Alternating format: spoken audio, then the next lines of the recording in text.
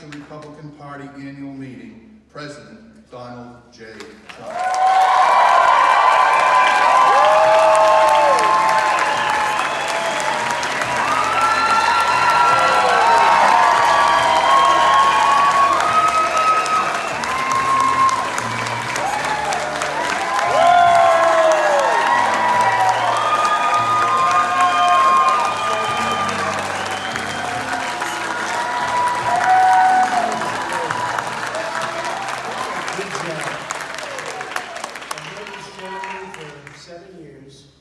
I've never heard him make a speech. I'm with him all the time. That was a very good speech. Thank you, Steve. Thank you very much. So, we're here, and we start. We begin. And I want to thank New Hampshire for the warm welcome outside. There are literally thousands of people. I don't know if you've seen that. No negatives, all positive. And it's really beautiful, and it's a great welcome, and I'm thrilled to be back in this beautiful state that we all love, so near and dear to my heart. I want to take a moment to salute your incredible outgoing chairman. Steve, what a job you've done.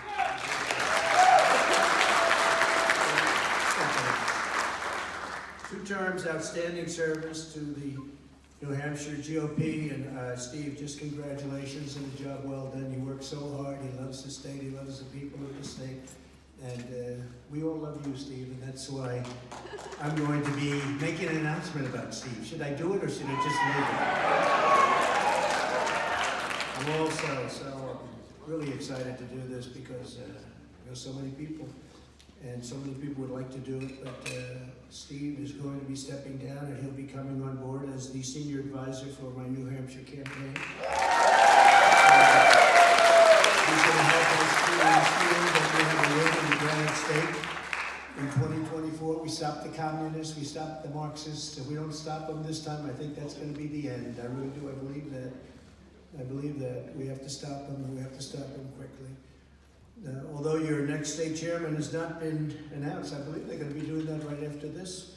I want to congratulate both candidates, Lou and Chris, 2 incredible guys, for having the courage to step forward and say it.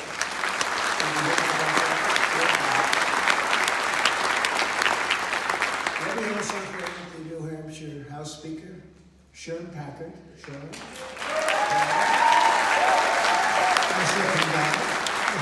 Central casting. Isn't it really? House Majority Leader Jason Osborne. Jason.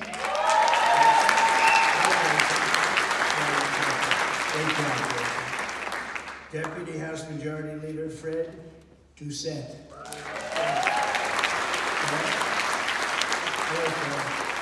They're not just shy politicians. That means they do their job. You know, the ones that aren't shy, they don't do their job. They sit down, they don't have to get up, because everyone knows the great job they've done.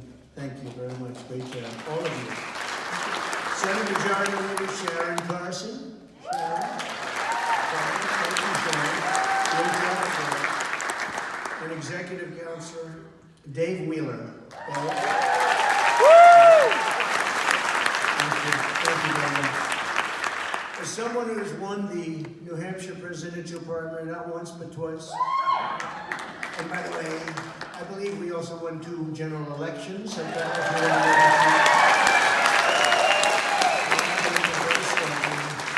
of other places also.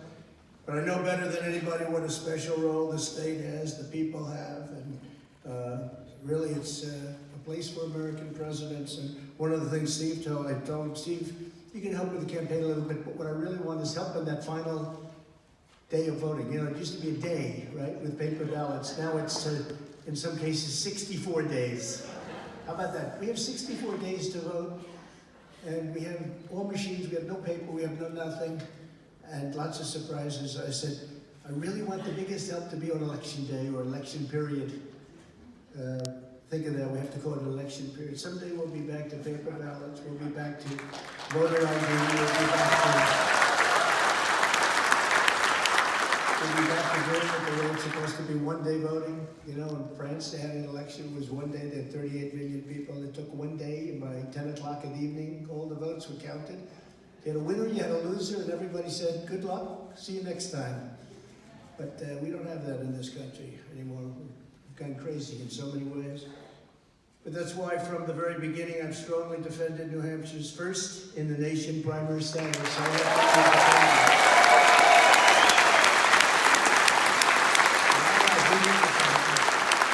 And I've refused to let any Republican, and there are some, you know who they are, even think about taking that cherished status away. It's a cherished status, and they wanted to take it away, and we said, no, we're not going to do it. You see what's going on with the Democrats. They've taken lots of things away. And believe me, there are so many people looking to do harm to, and for generally no reason. You have an incredible tradition, and we're going to keep that tradition, and we guarantee it. And I said it last time, and I said it the time before, and I lived up to that promise just as I have many other promises. So you have it. You're first, and you're going to remain first. Okay? And if you look, just to try and compare, look on the other hand, lost the New Hampshire primary. Joe Biden lost it badly. And it was a very tough time. He had a humiliating 5th place defeat, and now he's taking a revenge on the voters of your state by cruelly and disgracefully trashing this beloved political tradition. It's a great tradition. And I hope you're going to remember that during the general election. Don't worry about it now, just general election. You're going to remember that he took it away. He took it away. He's going someplace else. You know about that. Now maybe that'll be stopped legally or through the courts. I don't know, but he wants to take it away from New Hampshire. I stand before you today and make this solemn pledge. When I'm back in the White House, I will ensure that New Hampshire remains the home of the first in nation Republican primary for many, many years to come.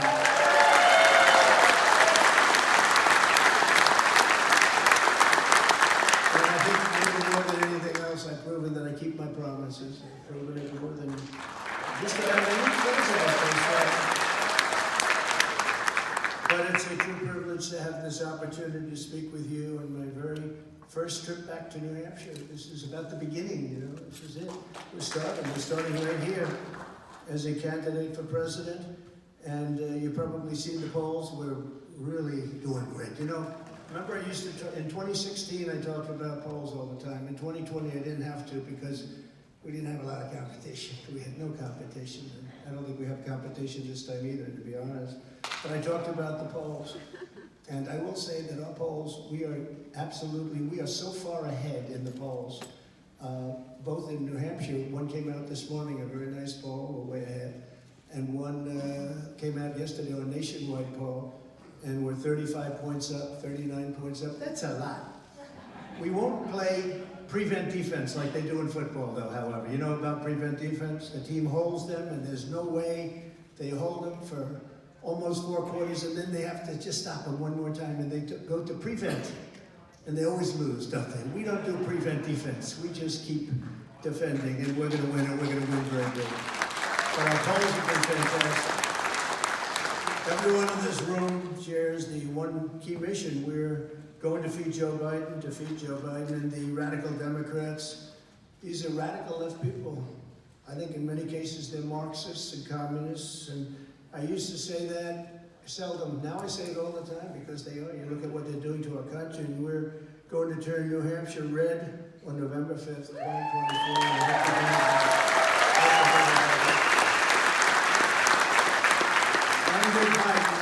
Our nation is being destroyed by a selfish, radical, and corrupt political establishment. That's what it is. Nobody even knows why. Why are they doing these things? Guys like Adam Shifty Schiff, AOC +3. The three love it when I say that, you know. They love hearing AOC +3. Oh, I'm one of the three, but they're bad. Crazy Nancy Pelosi and crying Chuck Schumer. And the group, they're running our country right into the ground. They're destroying our country. To save America, we need a leader who's prepared to take on the forces laying waste to our country. And we need a president who is ready to hit the ground running on day one. And I hate, boy, am I hitting the ground. You know, I said, the fake news, we have a lot of news today. Some of it's fake, but some of it actually are very good. Some I'm very impressed with. But they said, when I announced, I just wanted to put my cards on the table. like, you know, we're playing that very big game right now, the biggest game of all, because it involves the country and the survival of the United States of America. But when I put the cards on, and then I said, all right, let's go. They said, he's not campaigning. This is like about a month ago when I announced. Well, I said, you know, I got 2 years. They said, he's not doing rallies. He's not campaigning. Maybe he's lost that step. I'm more angry now, and I'm more committed now than I ever was.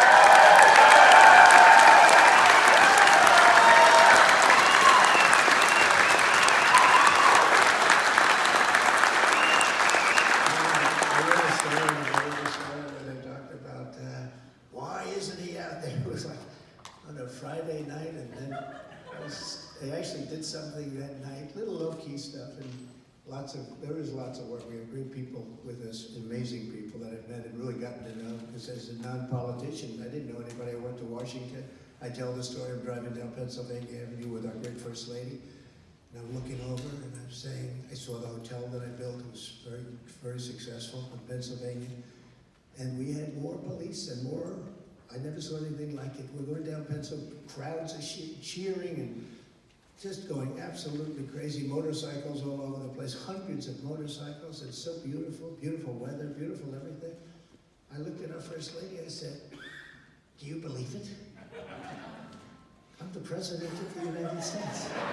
And I was never a big Washington person, you know, it wasn't my world. I was a New York person, so I didn't know the people in Washington like a politician would, who spent 25 years and then ran for president. So I had to learn, and I had to learn quick. And I've learned over 4 years. I know the great ones, and I know the not good ones. I know the rhinos that aren't going to get it done, and I know people that are going to really get it done. I had to rely on, in many cases, some rhinos that we didn't even know if they were rhinos or not. But you know, they're more dangerous in many ways than the Democrats, I tell you.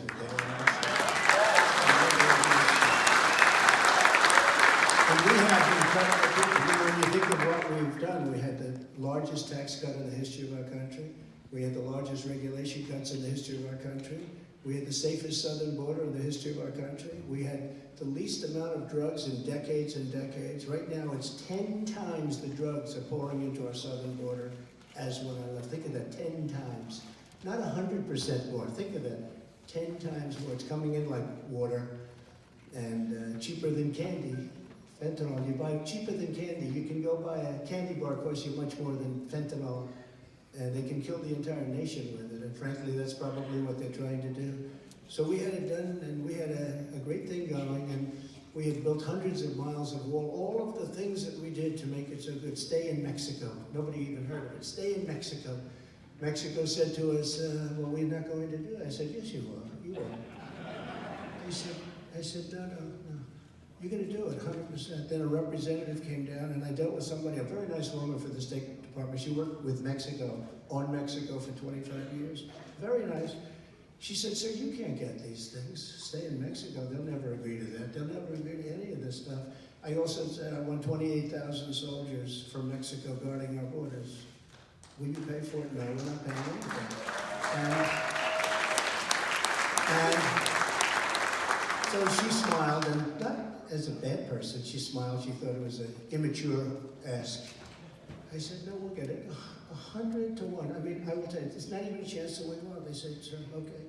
Then the representative from Mexico came into the room. I'll never forget. Nice guy, too, quality guy. And I really like, even though he's a socialist, I really like the president of Mexico. We have a very good friend. In fact, it took him a long time to call up President Biden. It took him a long time. He couldn't, you know, there were many leaders of countries that just couldn't do it. They didn't believe it, actually. Even though we were very tough on many countries. We were tougher on Russia than anybody would have been. As you know, that would have never happened. The horror show that's going on right now would have never happened. But many, many countries felt that way. They just, you know, didn't believe the result. But I said, here's what we need. We need 28,000 soldiers, and we want everybody staying in Mexico, never coming into the United States until we have them approved. So he said, no. And I said, here's what's happening. If you don't approve it, then we're going to put a tariff on all of the cars that you stole from our country to make in Mexico of 25%, and every product that's made in Mexico is going to have a tariff of 25% on it, which would amount to tens of billions of dollars for the United States. So the same gentleman, anyway, was a nice guy. He said, I can't believe you do that. I said, no, 100%. Here's the document right now. I'll sign it. It's a Friday. And this goes, in effect, this goes on Monday at 8 o'clock in the morning. And I had the document right here, showed him the document. He was a little surprised. He said, may I take 5 minutes and make a call? I wonder who he called. Called the president. And came back. Sir, we'd be honored to give you 28,000 soldiers.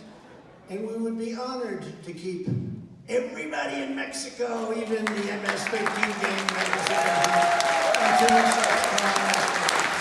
And we had a call. And then think of it, they didn't want, they come in, they said, come into the United States. They stopped the wall construction. We had built hundreds of miles ago, but they stopped the construction. 3 weeks, it could have been the addition, because we added a lot more than we originally said we were going to do. We had to wait 2.5 years because the Democrats sued us. We had 11 different lawsuits. We won all of the lawsuits. I actually got a lot of the money. I took it out of the military because I consider it to be defense of our country. It's coming on. It's an onslaught that's coming on. And we did all of those things, and then they come in, and what they've done to this country is incredible. Even staying out for medical reasons, you know all about that. Stay out for medical reasons. People are very ill, and they're coming into our country. Now they're emptying out, as you know, their prisons, and they're emptying out their mental institutions, which is, you know, they're very smart people. I dealt with the leaders of those countries. I know them all, and they're very streetwise. They're very smart. They live and they do well. But they want, why should they pay for mental institutions when we can dump everybody into the United States? Why should they pay for prisons? It's massively expensive. It's a big portion of their budget. Why should they take care of MS-13 gang members, the worst anywhere in the world? Why should they do that? When the stupid people running the United States will do it for them. And what they're doing is poisoning our country. We can't let it happen anymore. Every day,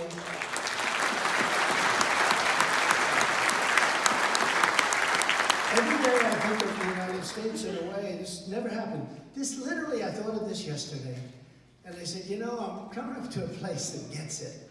And maybe I should say it. And I went to what do you think? I went to a couple of people that have been with me a long time. It's sort of strange. But I think of the United States, every day is April Fool's Day.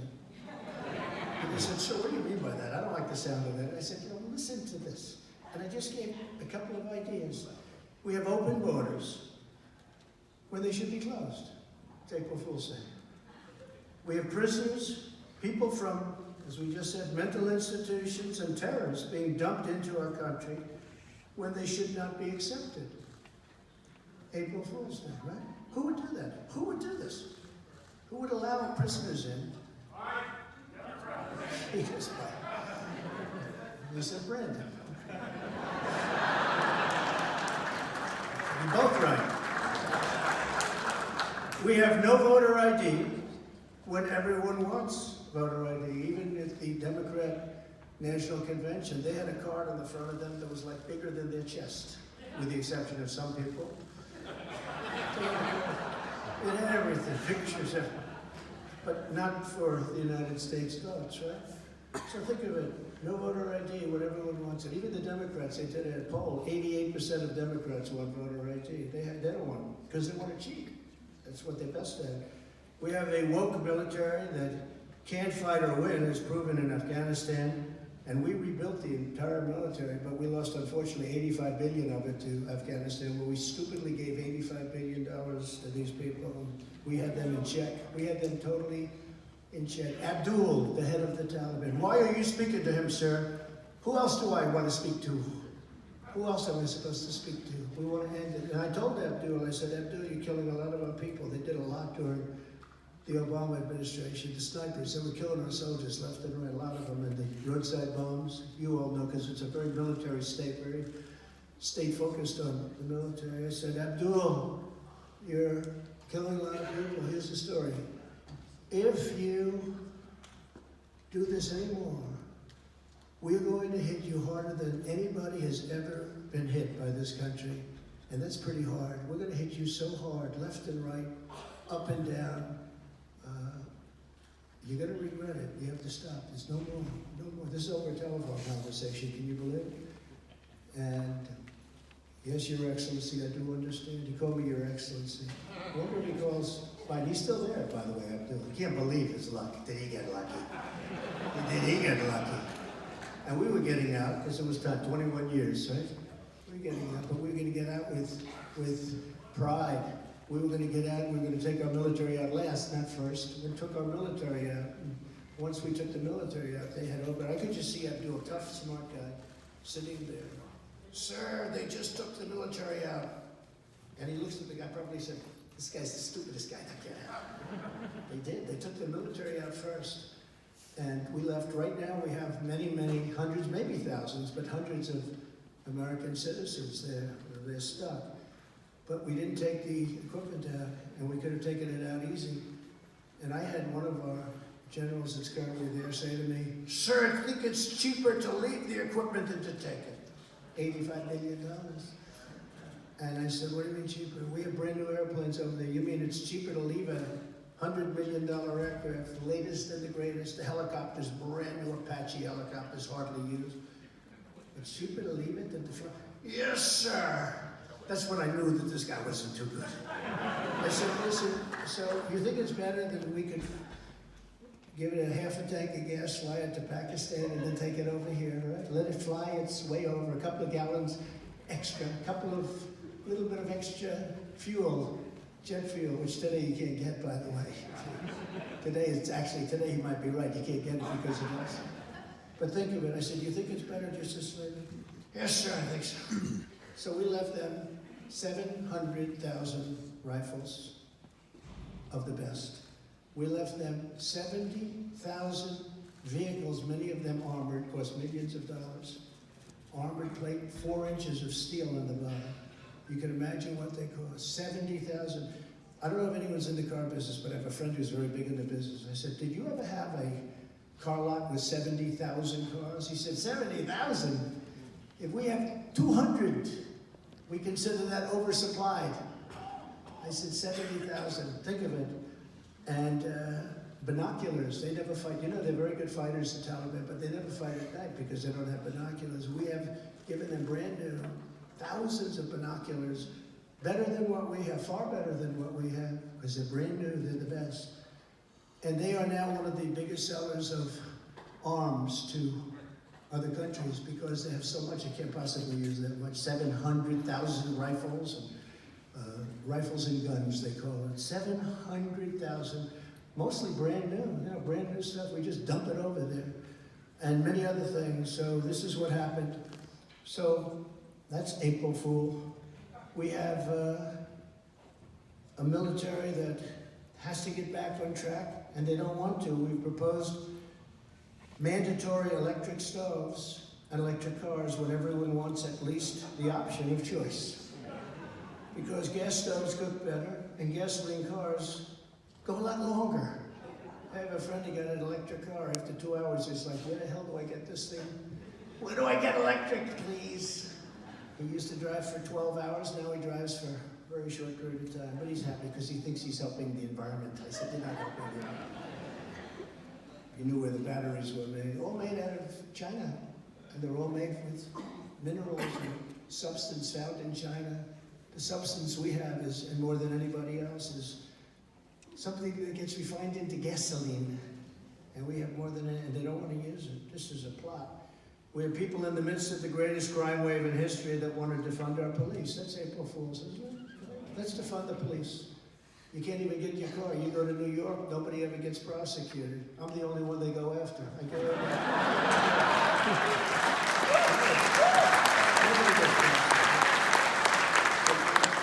A man who's 75 years old who got prosecuted because he didn't pay tax on a company apartment.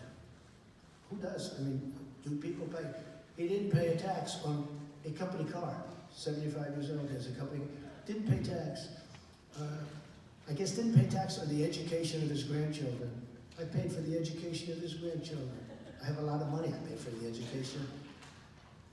They want to put him in jail, they put him in jail. Can you believe this? These crimes, fringe benefits it's called. These crimes have never been prosecuted before. To the best of our knowledge, we've never seen anything like it. Only if it's somehow Trump related. Think of it. Didn't pay tax on the use of a company car. Most people wouldn't even know where to begin. What is it? Well, how much is the car? Think of it. Never been charged before that we know of. And they charged him criminally. And they put him in jail. And it's a disgrace to our country. And he's a fine man, never had a problem. I don't think he ever had a parking ticket. And it's never happened before. How sad is it? And that's what's happening to our country. We're going Marxist. We have skipped socialism. That train has already left. But we have men being encouraged to compete against women in sports. Okay? Now think of it. You know the story I tell about the swimmer, this great champion swimmer wants to win this race. She's worked so hard all her life, and she's looking up and down about, she's seeing the same girls and women that she's fought and swam against, and then she looks to the right, same thing, but there's this giant standing right next to her. And he hurt her very badly because he went by her so fast that she suffered massive windburn during the race. I think he beat her by, 36 seconds, right? If you win by, she wanted to win, she could win by 1/8 of a second, she's gonna win. She's worked all her life for this, all her life. She's gonna win by 1/8 of a second, she's gonna set the US record. She's a great athlete. He beat the record by 38 seconds. That's not right. That's not right. We have Antifa and BLM who hate our country and burn down our cities, and they're protected by law enforcement while we put great American patriots in jail and destroy their lives, right? It's an unbelievable situation. We're begging foreign nations for oil when we have far more oil than they have. I call it liquid gold. It's under our feet. We decide to stop drilling oil as it hits an all-time high. It hits the all-time high. Highest ever. We're going to stop doing it. Think of it. It's supposed to be the opposite. See, this is, again, April Fool's Day. Who would do that? We have some friends of mine who are great business people there. You got a lot of good business people, I mean. But they hear that when the price goes high, that's where they start. No, the price hits an all-time high. And that was the day where he said, no drill, we're not going to drill. We're going wind. Let's kill all the birds. Let's destroy our plains and our beautiful oceans and seas and everything else. And then on top of it, we sell China millions and millions of barrels of cheap oil. We're selling it to China. We demand windmills be built on our oceans. We demand they go in our prairies and our mountains and our plains. Only to realize that they're killing all our birds, and at a level that, if you go out hunting and you happen to shoot a bald eagle, they put you in jail like for 5 years, right? They kill thousands of them with these windmills. Nothing happens. It's the most expensive and least reliable form of energy on our planet, extremely expensive. And the wind turbines are all made in China.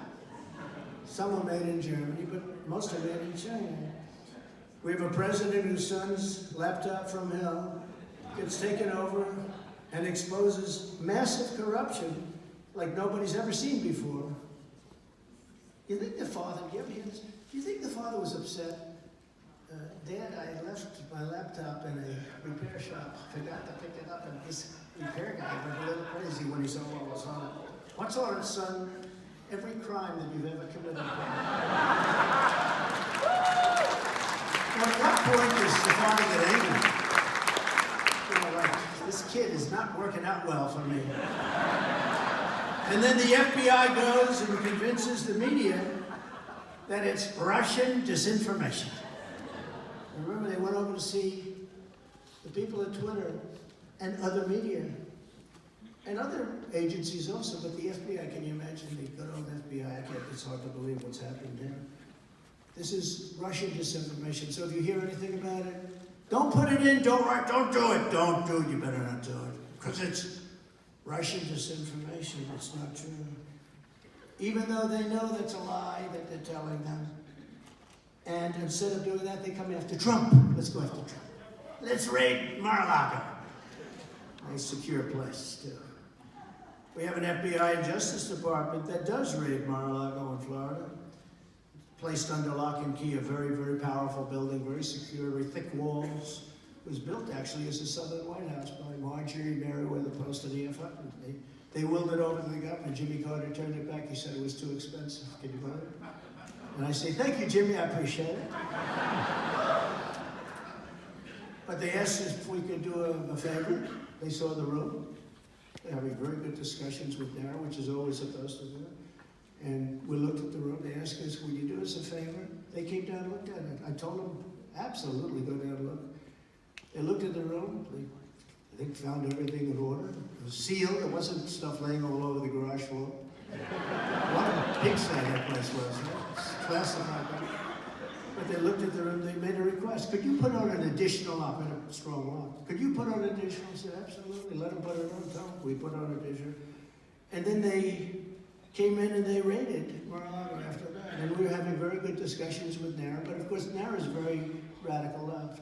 You know, they have red flag. I don't know, does anybody know this? It's red flag, meaning danger. The Constitution of the United States and the Bill of Rights. Can you imagine? This is what we're dealing with. They have it red flagged. But, so they raided. But if you take a look at it, and if you look at all of these things that I could name, I was going to go longer, but we want to get to who the hell your next boss is going to be. I was going to go a lot longer, but honestly, I said, you know, I'm not sure the cameras have that much time. Look at all that press, look at all that media. That's because this great man's leaving, that's why. It's because Steve is leaving, and he's coming with us. Thank goodness.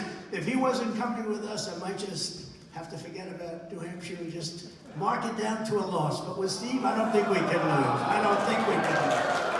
I think with Steve, we're going to mark it down to a victory. In recent weeks, I've begun to introduce our bold, ambitious agenda to control and confront the colossal disasters that Joe Biden is leaving in his wake, what he's done to this country, the damage. I say all the time in the rallies, which is starting very soon, even though it's still very early.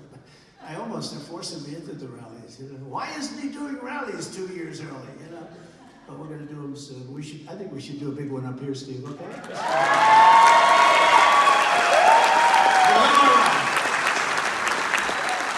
It's bigger than they've ever been for the reason. You know, it's bigger. It's hotter. There's more enthusiasm now. I'm in Florida, and I'm driving over to a big meeting, a destination. We go different ways sometimes. And they're driving over, and we're passing signs, and every lawn has Trump 2024, Trump, the spirit. And the spirit is because they knew what they had, and now they look at what's happening to our country. So the spirit's even there. Within hours of my inauguration, we will restore every border security measure of the Trump presidency. We had it sober to quickly achieve the most secure border in U.S. history again, just as we had 2 years ago, and I'll ask Congress to establish criminal penalties for any future administration that releases millions and millions of people that you don't want in our country. And I don't say that as a bad person. I mean, I have a bigger heart than anybody. But we don't want their prisoners, and we don't want people that are living in mental institutions, and we don't want terrorists in our country. We don't want it. We're going to be paying a price for a long time.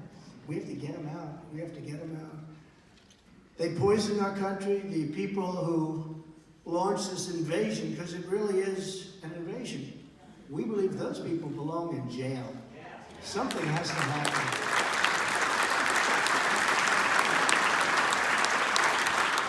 You know, when they say conservative, or liberal, or Democrat, or Republican, or independent, it's really what people of common sense. It's not even conservative. It's just common sense. You want to have borders. You want to have voter ID. You want to have these things. And it's just, look, there's 2 reasons this could be happening. The list that I read, and there's so many more, but the list that I read, there's 2 reasons. They're stupid, which they're not, because they're great at cheating at elections. They're not stupid, they're vicious.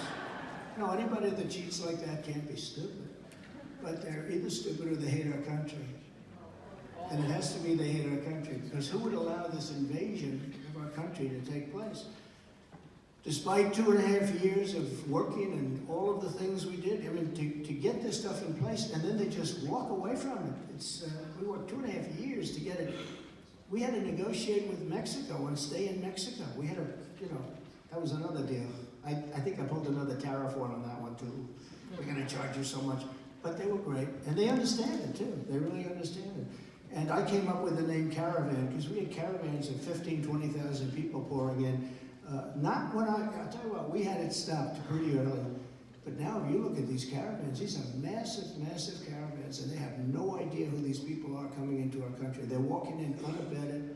There's nothing, that nobody's asking them about health. It's hard to get in. I have so many people, can you help me become a citizen? I say, yeah, go to the southern border, just walk across the line. You know, I have a guy, rich guy, wants to become a citizen. And he's gone through everything. He's gone to school to study and this and that. He's been working for 11 years. He hasn't been able to pull it off, okay? And I finally said to him, you know, you've been working so hard. Why don't you just go down to Mexico and start walking across our border? They'll take you gladly. They won't even talk to you. Now, how ridiculous is it? You know, when you think people study and they work and they're on lists for years and years and years trying to come into our country legally, which we want all of those people we can get. Everybody agrees to that, right? But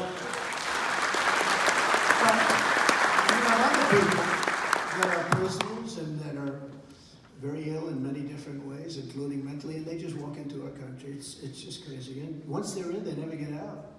Although we took out thousands and thousands of MS-13 gang members, they were really killing pieces of. They were killing Long Island and other places. Under Biden, fentanyl, heroin, meth, and other legal drugs. These are lethal drugs, absolutely lethal drugs, are pouring across our wide open border at levels never seen before and 10 times greater than just 2 years ago. Think of it, 10 times.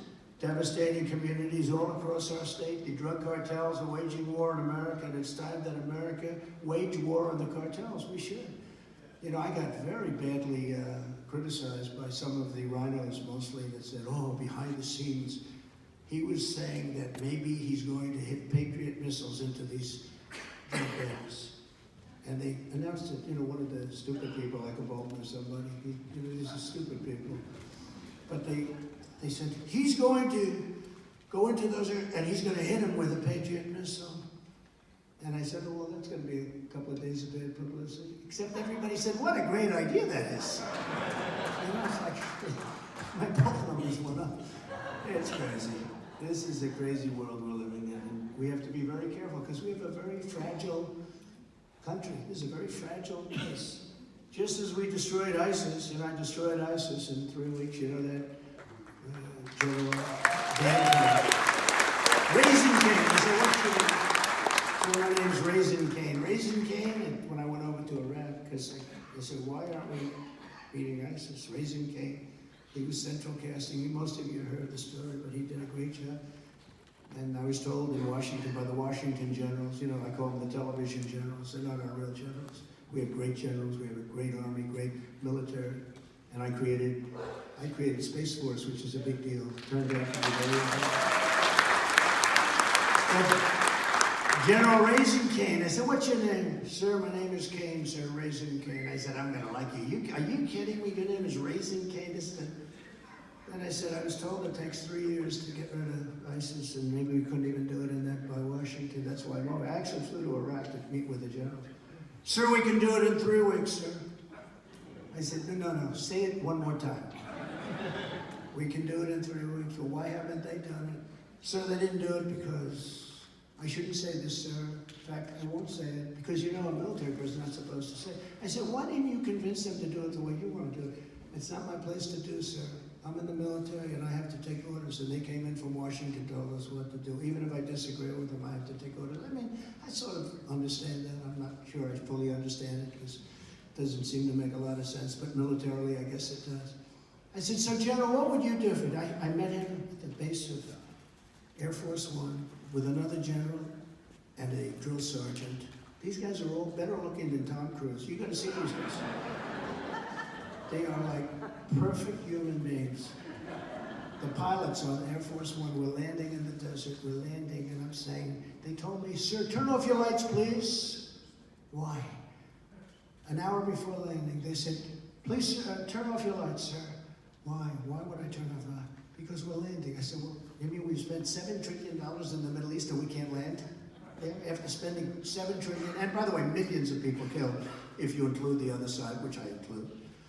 But we spent trillions and trillions. They said, turn off your lights. Then they come in, they not only turn off the lights, they put down the shades. It was so dark.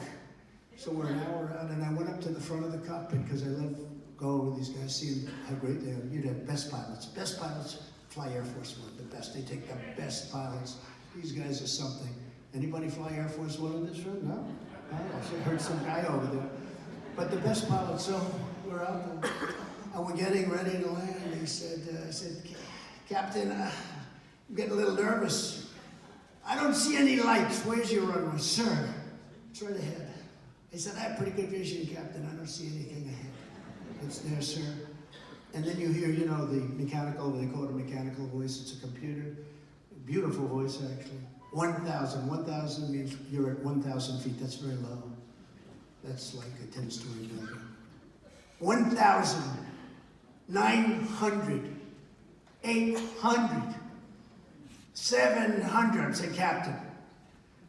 I said, I'm sitting back trying to Captain, I don't see a runway up there. No, we're fine, sir. This guy here, this is a crew cut, handsome as hell. I could take him to Hollywood tomorrow if I was an agent. I'd make him a movie star. Oh, that's like central casting. Everything is perfect. Perfect. I don't think they ever had a problem in their life. So this perfect-looking guy with a perfect-looking co-pilot and perfect-looking people all over the place. I never saw so many people operate a plane, but these are minor details. That's why it's called Air Force One in the United States, right? We have 5 telephone operators. I might make 1 call, right? I'll call my first lady. How you feeling? Everything good? Boom. They wait for me to make calls. So we're landing. We're getting 700. I said, Captain, I said, sir, it's fine. And so 600, 500, 400. Then he goes 300. So now we are 300 feet over there, which is nothing. And Captain, we're okay, right? Yes. Yes, sir. And then all of a sudden, 200, 100. I just closed my eyes. Bing, bing, boom, land, perfect. No lights, nothing. I said, good. In fact, I checked immediately. I wanted to see whether or not I could award myself as president the Congressional Medal of Honor. I wanted to see, but I don't know, Steve. I don't think it would have. I don't think it would have played. I don't think the fake news media back there, they wouldn't be happy with that. But imagine if I awarded it, they say this is not good. And I don't think I have to. But anyway, I got off the plane and I see General Kennedy. He said, no, sir, no, we can take it 3 weeks. We can do it in 3 weeks. He said, sir, would you like to rest? I'll never forget. I'm walking off and these beautiful looking soldiers are there, generals, colonels, and everybody. It's like central casting. You could make a movie if I took a camera. I would have made a movie out of it. But I walk, I say, he says, sir, would you like to rest up? I said, no, I don't want to rest up. Let's go right to work. Now, do you think Biden would say that? I don't think he'd rest for 3 days. He'd rest for 3 days and then they'd walk him back to the plane. And we'd have a discussion. You know, I said, let's go to your room. So we went up to this gorgeous room. This is a fortress. This is an incredible fortress with, 22-inch walls of concrete. I mean, this is really an amazing thing. And we go into this area that's very secure, no lights at all, practically. Then we turn the lights on and no windows. I mean, just purely, it's a bunker, really. It's a bunker, highly sophisticated stuff. And I said, so why can you do it in such a short period of time when they told me in Washington they probably couldn't do it in 3 years? Well, sir, we do it differently. How would you do it differently? Well, they only attacked from this location, and we're very far away. By the time the planes got there, we had to pretty much turn back. We didn't have any time. But sir, I'd attack them from the front. I'd leave from here. We have many other bases, temporary bases in many cases, but they have runways. That's all we need, sir, is a runway. We don't have that fancy. And I'd attack them, sir, from 7 different locations. We're fully equipped. And I'd hit them from the front, and I'd hit them from the back. I'd hit them from up top, and I'd hit them from below, sir. And they wouldn't know what the hell hit them. And you know what, sir? I think we're doing it in about 3 weeks. I said, why didn't you tell this to these people? It's not my place, okay? I said, Jenna, let me give this a little thought. I go back to Washington. I said, you sure you can do this? Yes, sir, I can do this. because we can do this properly, the way it should be done. I'm telling the story, I'm telling the story because we have an incredible military. And you have to understand that. When you see these blundering idiots that leave $85 billion worth of equipment behind, the best equipment in the world that I bought the best Apache helicopters. I bought it. I rebuilt our entire military. We had great people. You know, we had some people that got in through the rhinos and got in some bed, but I mean, for the most part, we had incredible, we rebuilt the entire military. I tell you this because you see these blundering fools on television that say I shouldn't be standing in front of a church with a Bible, remember? It was a terrible thing to do. I'm standing with a Bible in front of a church that these terrorists tried to burn down the day before. And they're saying, oh, they wish they didn't walk because I tell you what, these are fools. But I'm telling you because we have an amazing military. So after a short period of time, they hit them hard. And 100% of ISIS was gone. That was it. 100%. It was gone. 100%. So we have a great military, but we have some fools right now on top. So I announced this week we will eliminate federal funding for any school that pushes critical race theory or left wing.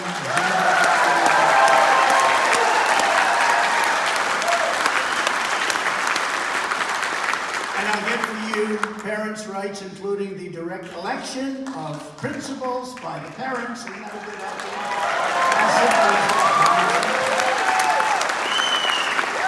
The ultimate form of local control. You want to have the parents pick the principal and superintendents. And we'll keep men out of women's sports. We're not doing this anymore. We're going to end that policy. That policy is broken. It's incredible what's going on. And you know, the amazing thing is that the women are afraid to speak up. So many of them. Every once in a while you see one, they're getting congratulated for having the courage. I don't know what takes courage, but it does. It takes courage because they get absolutely just decimated by just speaking up about something so basic as that. We'll end Joe Biden's war on American energy and restore American energy independence. We were energy independent 3 years ago for the first time ever. And we were soon going to be energy dominant. And we were going to make so much money with energy that we were going to reduce your taxes even further. I gave you the biggest tax cut in history, bigger than Reagan's. And we were going to reduce it further. We were paying off the debt of our country. We were going to be supplying Europe with energy, supplying everybody with energy, and they ended it. It's not even believable. I'll quickly rebuild the greatest economy in the history of our world. And the proven formula is really low taxes. I reduced the taxes, and we took in more revenue after I reduced the taxes. Everyone said, oh, you need the revenue. We took in more revenue. I also made it possible for companies to bring in trillions of dollars that they had overseas. They couldn't bring it in because bureaucratically it was too tough, and the tax was too high. They had to pay 40% tax. Who's going to bring the money? So they let it stay in Europe, and they let it stay in Asia, and they do things there. So we took in billions and billions and billions of dollars came back in, and they used that money to build in our country. We will end the Chinese imports of essential goods and replace them with products made in America and made in New Hampshire.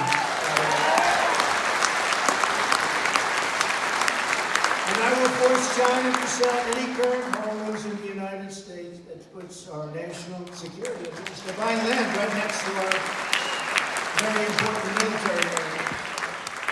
I took in hundreds of billions of dollars in taxes and tariffs from China. Think of that, hundreds of billions of dollars. I gave $28 billion to the farmers because they were treated so badly. That was just peanuts compared to what I took in. The farmers love me. You go to Iowa, those farmers, they better love me.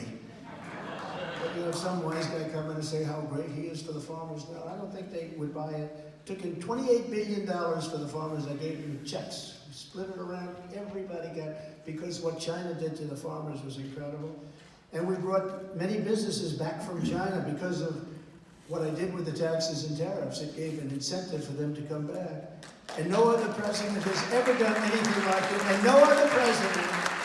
I took in hundreds of billions, think of that, billions, not millions, billions of dollars. Took in hundreds of billions of dollars from China. Not one other president took in 10 cents, not 10 cents. They never had the courage to talk 10 cents. And I got along great with President Xi, but he understood that we understood what the game was. And then when COVID came, I didn't get along because I said that was too much to bear. That was just too much what they did with the Wuhan lab. It came out of the Wuhan lab, and I said that for a long time. It came right out of the Wuhan lab. We'll crack down hard on violent crime, investigate radical left-wing prosecutors. These are radical left-wing prosecutors who just are absolutely horrible, horrible people. And if necessary, use federal assets in Democrat-run cities to restore law and order. You know, the Democrats are supposed to do that. You have to get their permission, in theory, to go in. Next time, it's one thing I would do different. I did it for a reason. I wanted to show how bad they would be, and they were just so bad. Seattle, they took over Seattle. Minneapolis, look at that. How about they took over the police station?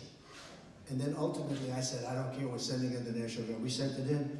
But you're supposed to wait for the governor or the mayors to ask for approval, and I wouldn't wait very long, I will tell you that. I did it the right way. The one thing that I have shown how bad they are, and how dangerous they are, because they would never call. They could have a city or a state taken over, and they would not call for military help.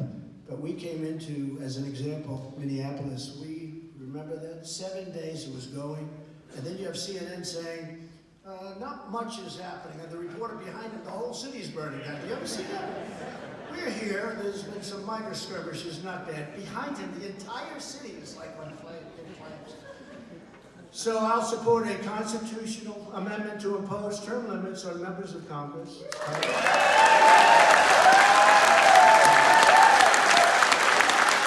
And only a non-politician would do that. A lifetime ban on lobbying by former members of Congress, because they seem to do it. There's a ban on members of Congress getting rich by trading stocks with insider information. Nancy Pelosi. We will keep America out of foolish foreign wars, just as I did as Commander-in-Chief, and I will restore peace. It's called peace through strength. By the way, and everyone thought when I ran, they said, this guy's going to be in world, remember Crooked Hillary? He's going to cause a war in his first week in office, because they think that's my personality type. It's actually the opposite. My personality kept us out of war. And I told you before, we would never have we would never gone to we would never ever gone in. And even now, I can solve that in 24 hours. It's so horrible what happened. Those cities are demolished now. The people, I'll bet you have millions. It could be millions of people. How can you, they bomb a city to the ground. These big buildings come tumbling down. They say 2 people were injured. Not 2 people. They lie. They lie. But if I were president, you would have 0 chance that war would have happened. And even now, as bad as it is, should have never, ever happened.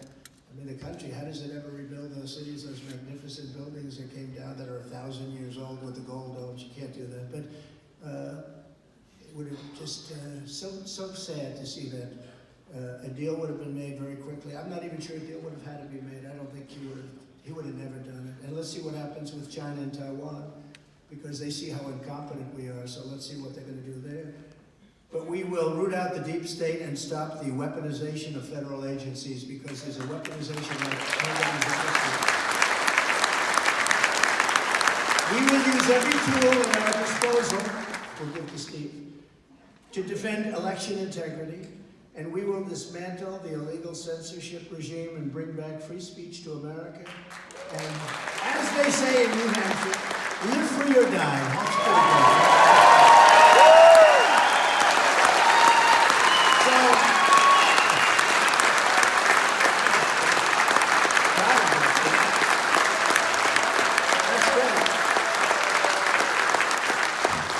That's pretty good.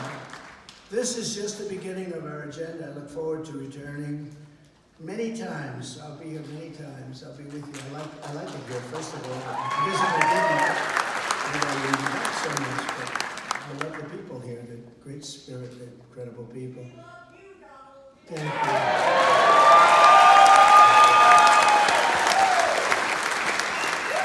Who said that?